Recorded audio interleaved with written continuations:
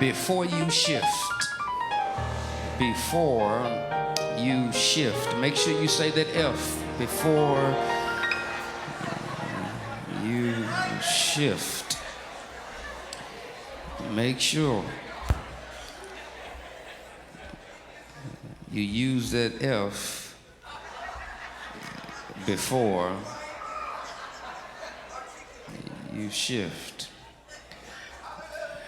Because if you leave out the F, I can't promise you what their response is going to be.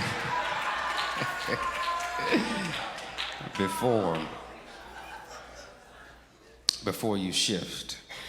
According to a national survey in 2025, more than 66% of American workers reported being burned out. Not a little tired, but burned out. Not just needing a little bit of rest, but burned out. And that is interesting. What's interesting is that when the researchers dug a little bit deeper, they found something that most people weren't expecting. They found that the majority of these people were not burned out from working too hard. They were burned out from working in the wrong direction. Reminds me, Kentucky, there were two farmers who owned racing stables, and these men were great rivals. One spring, both of them entered their horse into a local steep chase, a local race, and one of the farmers, trying to get a heads up on the other, hired a professional jockey, thinking that it might give him an edge, and the race started. And those horses were off on the race. The race started, and at the last fence, the horses of the two farmers were leading the race. But it proved too tough for them as they were trying to turn and maneuver the race that both horses failed in the race. And when the horses failed, they unseated and kicked off the riders off of the horses. But this didn't stop the professional jockey. He quickly, after the horses failed, quickly got his horse back up to speed and jumped on top of his horse in order to finish the race. And returning to triumph, after the race was over, he wins the race. And returning to triumph to the paddock, the journey found the farmer who he had hired. He found him fuming with rage. "What's the matter?" the jockey asked. He said, "I won the race, didn't I?" He said, "Yeah, you won all right, but you fool, you won the race riding the wrong horse."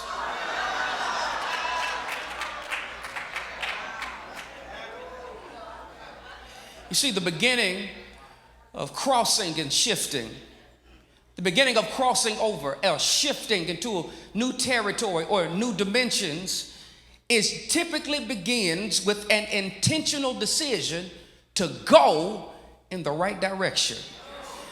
Joshua chapter 3 and 4 is important because they are putting into action what Yahweh promised to Joshua in Joshua chapter 1.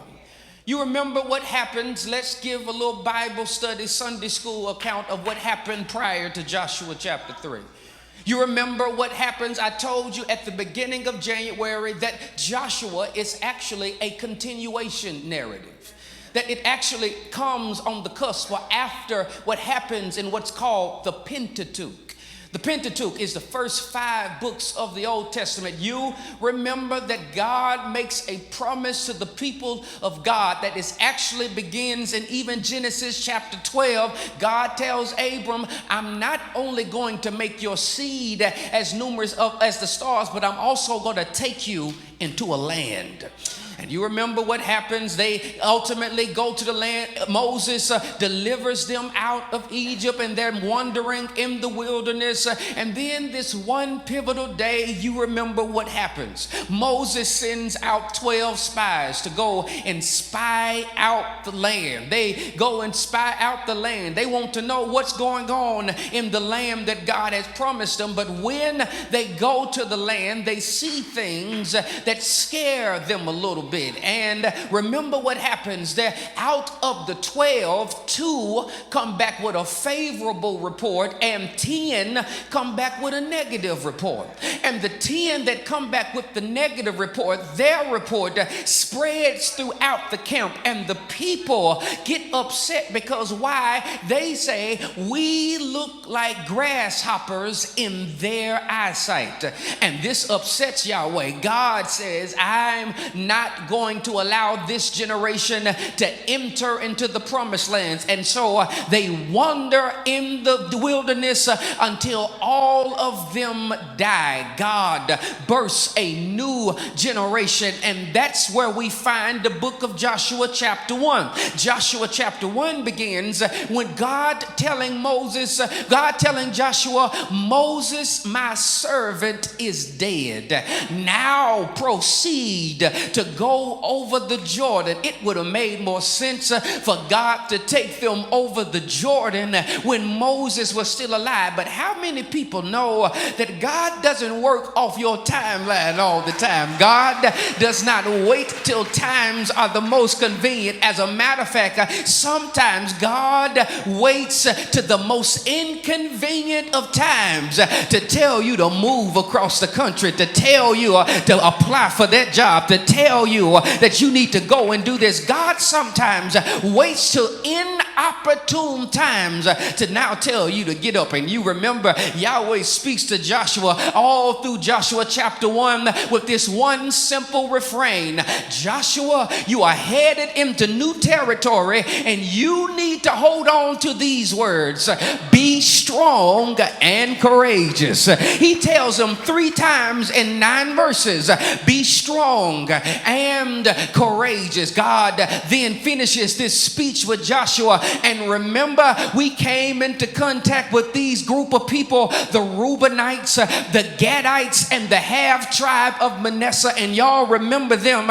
They were comfortable living on the east side of the Jordan when God had promised them land on the west side of the Jordan. Tell your neighbor, you can't get comfortable on the east side. God has promised you something on the west side. You remember what happens. That ultimately they have to participate in these conquest efforts. But then that's Joshua chapter 1. And then on last week in Joshua chapter 2, there was this sister named Rahab. You know, we know something about Rahab, that OnlyFans content creator Rahab. You know, the midnight ballerina Rahab. You know, the social media vixen Rahab. And remember, I told you that you need to be careful how you handle Rahab, because God packaged the revelation that they needed in the mouth and the hearts and perspective of a prostitute. You know, I'm telling you, you be careful, because sometimes God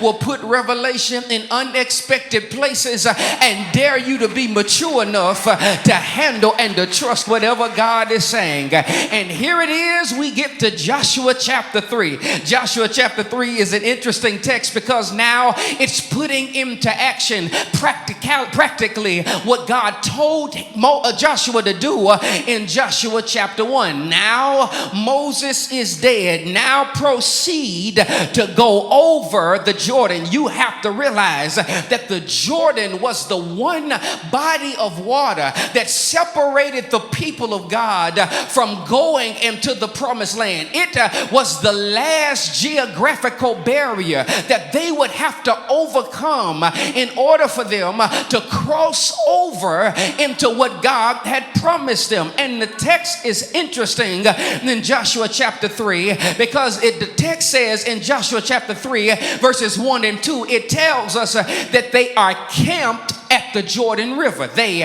are camped at the Jordan River, and they've been camped at the Jordan River for 3 days. And they know what you and I know, that in order for them to get to the land, they got to cross over the Jordan. But friends, this is not the right season for them to cross over the Jordan. This is the swelling season of the Jordan. In other words, if they attempt to cross cross over the Jordan at this particular time, it will drown 2.5 million Israelites in the Jordan River. And then they know that they wake up every morning looking at this impossibility. They go to bed at night looking at this impossibility. And then Joshua comes on the scene in the midst of them glaring at the impossibility and says, God says that tomorrow I'm going to do wonders in your sight. You know, I thought I knew it, that none of y'all were going to move. So matter of fact,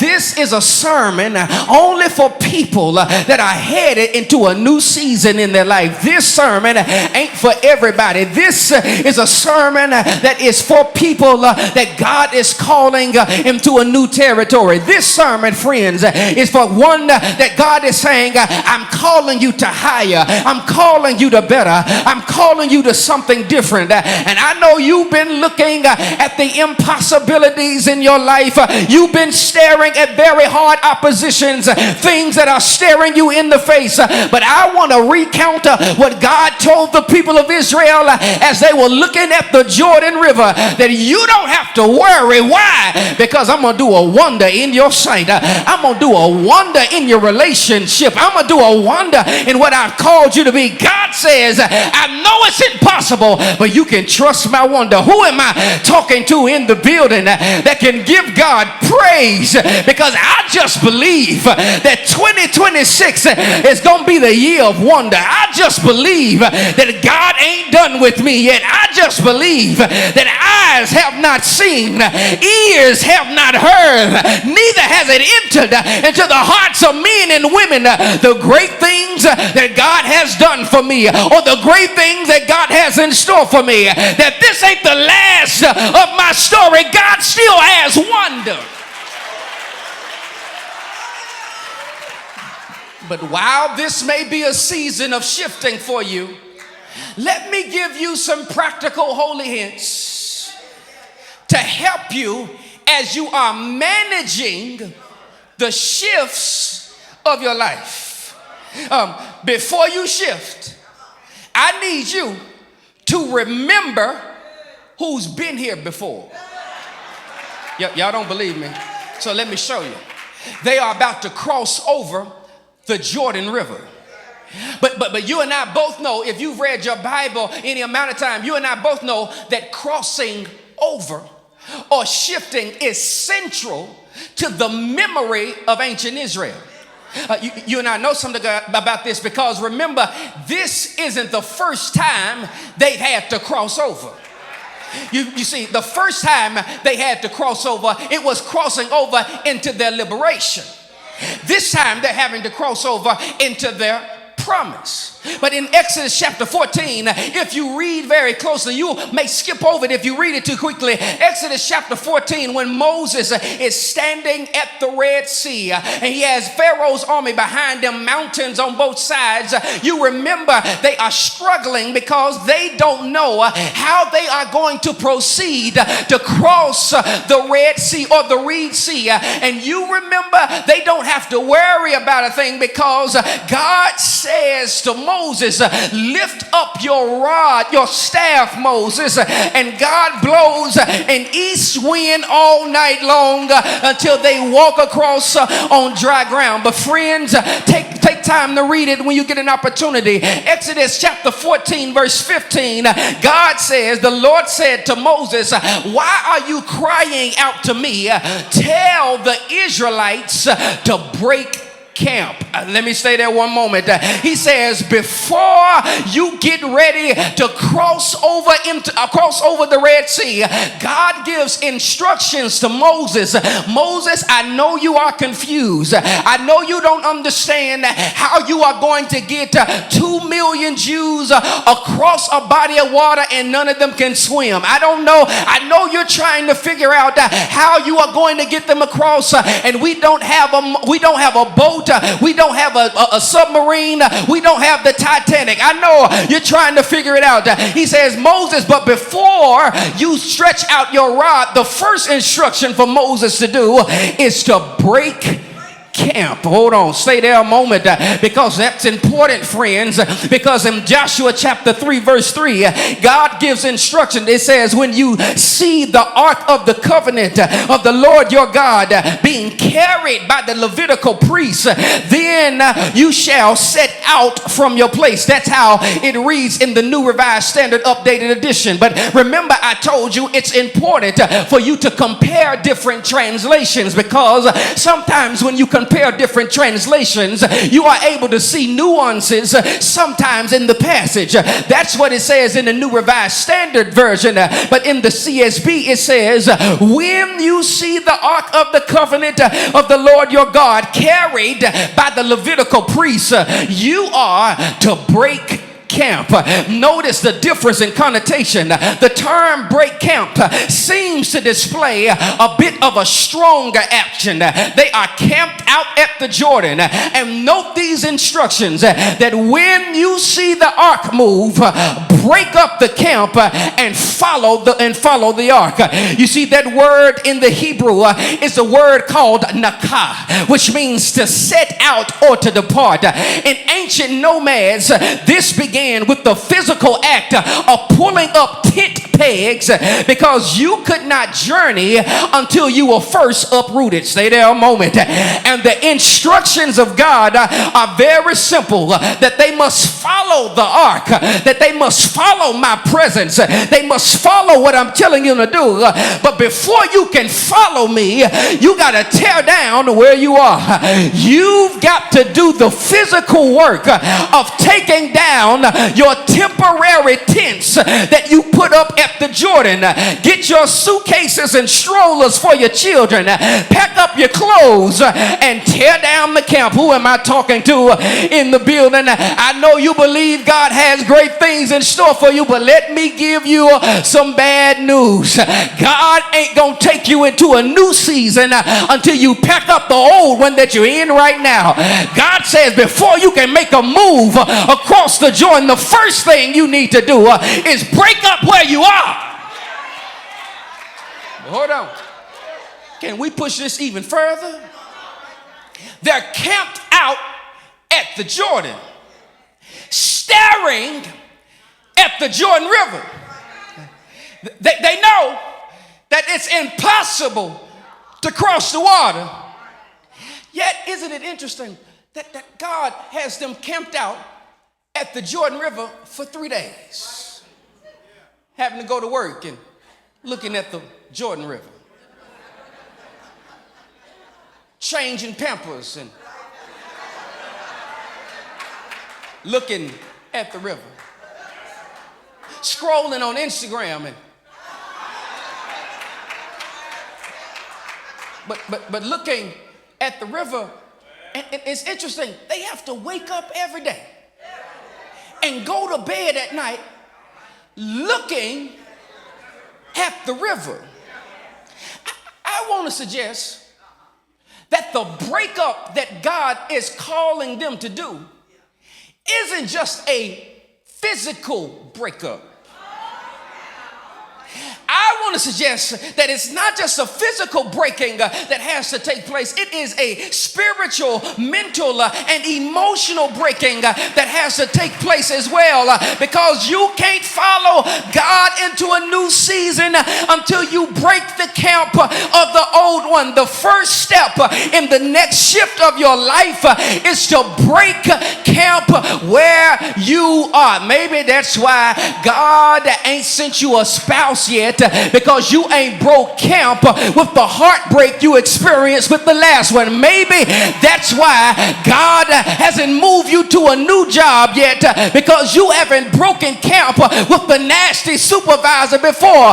Don't you know that while God can carry and usher us into a new season, God is saying you've got to do the work to uproot the tents that you have pitched at the temporary obstructions that I have have in your life? Who am I talking to in the building? Maybe you need to leave this place today, and some of y'all got some uprooting to do. You've got some weeds that been growing in your life. You've got some things that people said about you years ago that you are still believing and ingesting as it's trying to find its way to damper and hamper your faith. But I came today to FIBC, the best church in the valley, to tell you, you got to break camp today. This is the last day that you can spend sulking and complaining. God says today you got to break up because I got somewhere I'm trying to lead you to.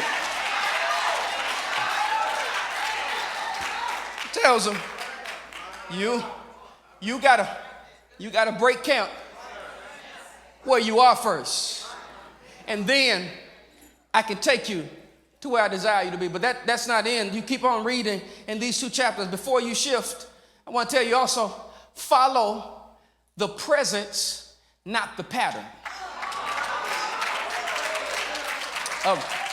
Follow the presence, not the pattern. For the first time in the book of Joshua, we are introduced to this thing called the Ark of the Covenant. I've told y'all a little bit about this Ark of the Covenant. Some refer to it as the Ark of Testimony. The relevant question that you and I must ask is, if it is an Ark of Testimony, what does it testify to? One of the things that the Hebrews and the Israelites do is that on the inside of the ark, they placed things that were central to their identity and to their memory. So specifically, remember, they put inside of the ark the broken tablets that they broke while they were in the wilderness. It was a copy of the 10 Commandments. They also put the budded staff of Aaron. They put these items and these things in because it represented the tangible representation of the very presence of Yahweh. Remember, I told you before that they at this particular time are what's called a theocracy. A theocracy is when God is leading them. When they would go into battle, they would carry the Ark of the Covenant into battle. When they would make decisions, they would pray and they would walk around the Ark of the Covenant, but they wanted to be like everybody surrounding them. And God said, y'all don't want to be like that. And matter of fact, they said, I know that we have been a theocracy, but we would rather be a monarchy. We want a king because we want to be like everybody else. God says, all right, I'll give y'all what you want. And what they find out is that settling for second best with God is typically the worst decision that you and I can ever make. When you see the Ark of the Covenant move, break camp and follow it. Break camp and follow it. But why are they to follow? Why are they to follow the Ark of the Covenant? Remember, I told you it's the tangible representation of the presence of God. Why are they to follow it? It tells us in the text they are to follow the Ark of the Covenant because God says, you have not been this way before. In other words, God won't trust new territory to my ignorance.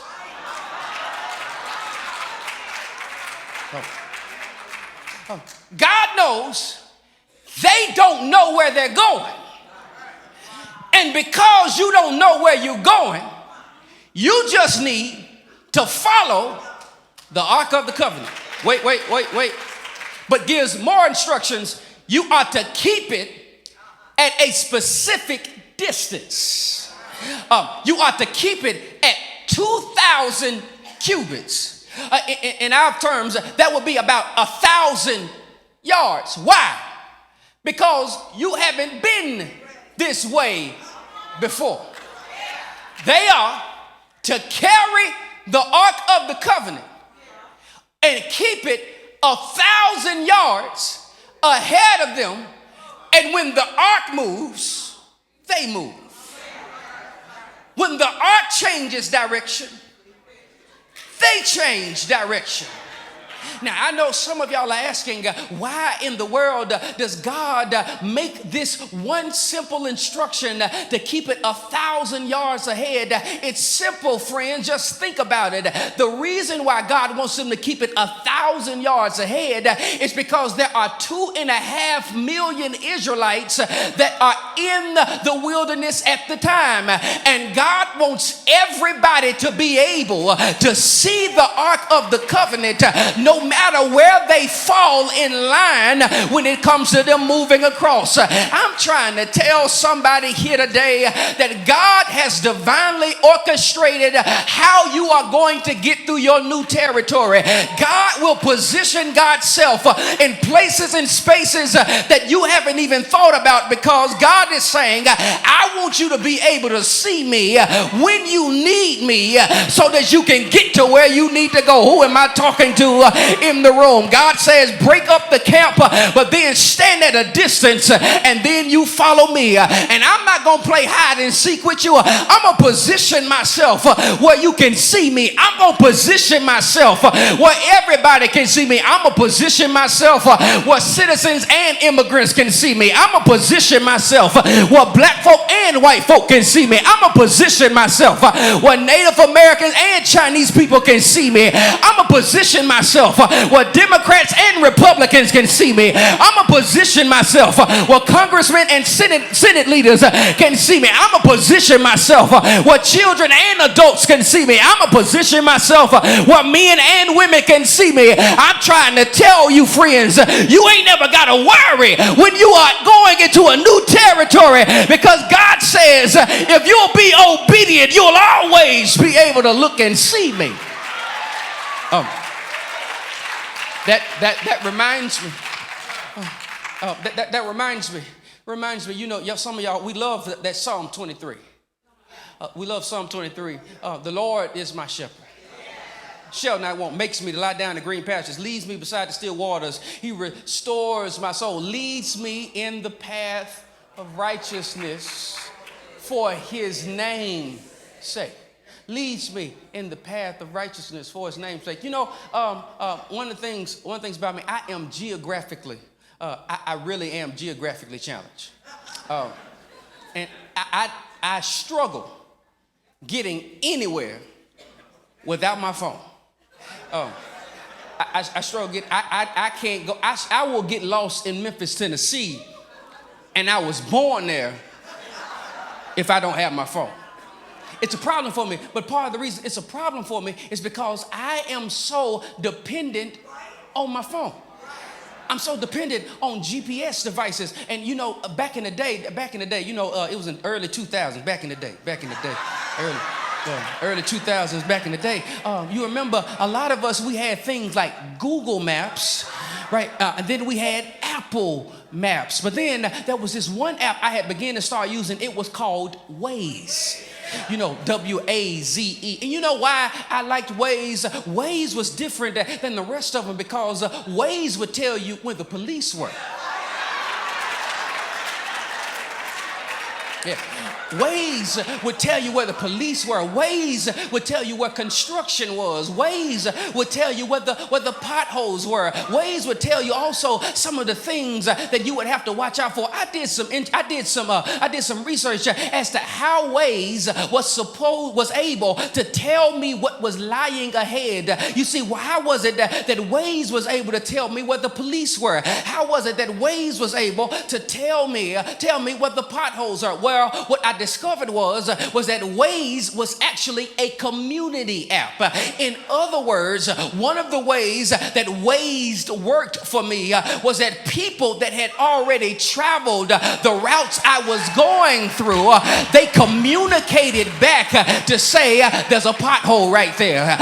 There's a police over there. There's construction over there. And so one of the ways I was able to maneuver my journey was because some somebody that went ahead of me had already experienced it and communicated back to me. You need to watch out for that. Hold on, friends. That's why I love the God that I serve, because don't you know the Bible tells us, that he leadeth us in the path of righteousness. Let me tell you something, that word in the Hebrew, it actually means well worn out paths. In other words, what David is trying to illustrate there is that the path I'm walking on, my ancestors have already walked on. The path that I'm walking on, people that have gone before me have already walked on. That's why, friends, I'm not worried about no fool in the White House. That's why I'm not worried about what's going on in 1600 Pennsylvania Avenue, because I've got a history that lets me know that there are people that have gone before me that communicate back to me that this ain't the first time that we done dealt with this before. This ain't the first time that you ain't had enough money to make ends meet. This ain't the first time that your children have gone crazy. This ain't the first time that your spouse has gotten on your nerves. But is there anybody in here that can say, I got insight from people that went before me that let me know that everything gonna be all right? Can I pause here for a moment? I need all the saints 55 and up to give God praise, to let somebody know that I'm a living testimony, that you can be fired and still make it, that you can get cussed out and still make it, they can lie on you and still make it. Is there anybody that can say, I'm thankful because of who went before me? God, thank you. You gotta, you have to, you gotta follow the pattern. You gotta follow the pattern, because notice this, because crossing the Red Sea and crossing the Jordan will require different patterns. Every generation is required to cross over something, but you and I won't cross the same way. Let me bring that back one more time. Every generation will be required to cross over something, but I'm gonna cross over different than what my parents crossed over. You see, in Exodus 14, they crossed over when Moses lifted up his staff, but this time they're going to have to cross over having to follow the Ark of the Covenant. And while you mad at the pattern, God said, I'm not a God that can box in the patterns. I'm the same God that was in the staff. The same God that was in the staff is the same God that's in the Ark. And I don't care, as long as I'm following Jesus, I know that everything will be. I'm almost done. But before you shift, pick up what the moment produces. We go over into Joshua chapter 4. Hear me, write this down. No shift or no crossing over is completed until you remember. Here are the instructions. The Levitical priests are to carry the Ark of the Covenant, and they are to get in the Jordan River. God says, when you get in the Jordan River, I'm going to make the river stop, and I will stop the flow of the river, and 2 million people will walk across on dry ground. They walk across on dry ground. That's the miracle. And we shout, and we're thankful that we were able to cross over. But as soon as they get to the other side, God says, hold on. Now that you crossed over, Joshua, select 12 men to go and get 1 stone apiece, bring it back, and build a monument. 12 stones, 1 per each tribe. But why isn't getting across enough? why is it that once I done got across, I done finally crossed over. You've been talking to us about crossing this Jordan for 3 years. God says, I know. But now that you're across, go pick up some stones, one from each tribe, and build a monument. It's an idea of collective witness. No tribe gets to opt out of this memorial exercise. You see, the Hebrew word for memorial here connects to this word called zikaron. That's something that causes remembrance, that brings the past into the present. What this word here in the Hebrew means, it literally means to make the past live again. God does not just want them to remember. God wants them to have something to show. And hear me, memory in Israel is not passive nostalgia. It's active declaration. Wait, go get stones and build a monument. Where are we to get the stones? Go get the stones from the middle of the Jordan. Hold on.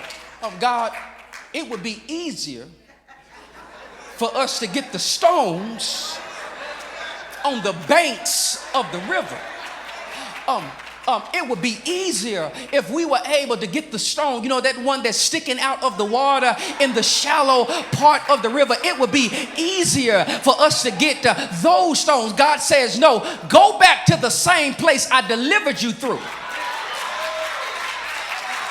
and get a stone from there, and then you build a monument. And I like it because he just doesn't stop there. God also says, go get it from the middle of the river. But when you get it from the middle of the river, why? It says, because when your children ask you about what those stones mean, you ought to communicate how God brought you over the Jordan. Can I pause here for a moment? Because I think that teaches us something, friends. It is not the responsibility of the world to tell our children our story. It is the responsibility of those who have come through the Jordan to tell the stories of how they made it over. It's the responsibility of the ones who God brought through for them to tell the story. I don't know who I'm talking to, but I know your grandchild don't listen. I know your children, they always tune you out. Well, keep on telling them.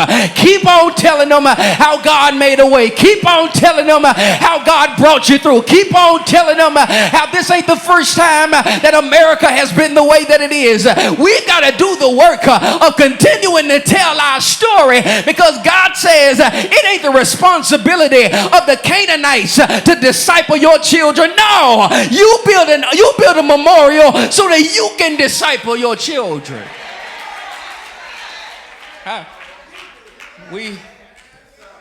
When you cross over, that's why I like what Jesus tells Peter.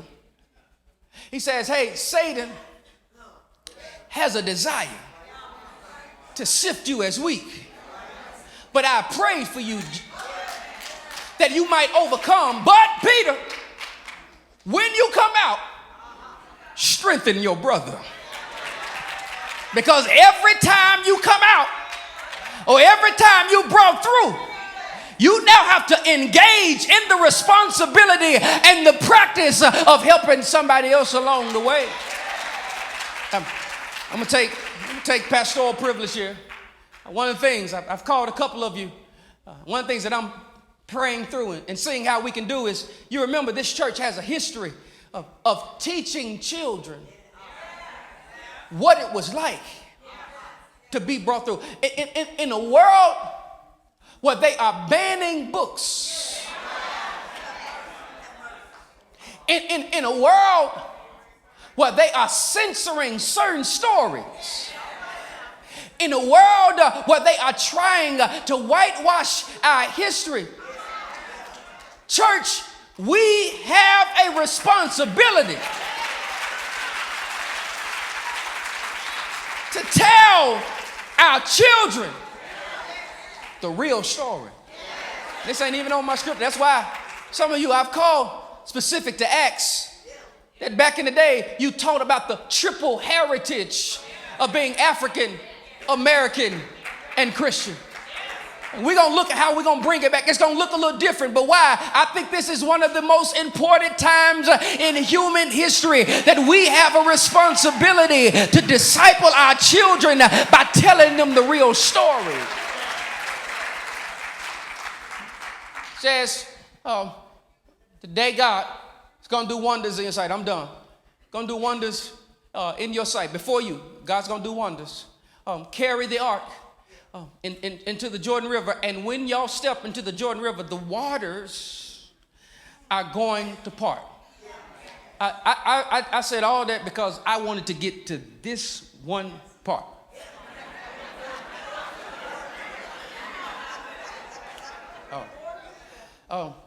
The Bible tells us that the instructions from Joshua chapter 3 is for the Levitical priests to pick up the Ark of the Covenant, go and stand in the Jordan River until the entire nation passes through the Jordan River.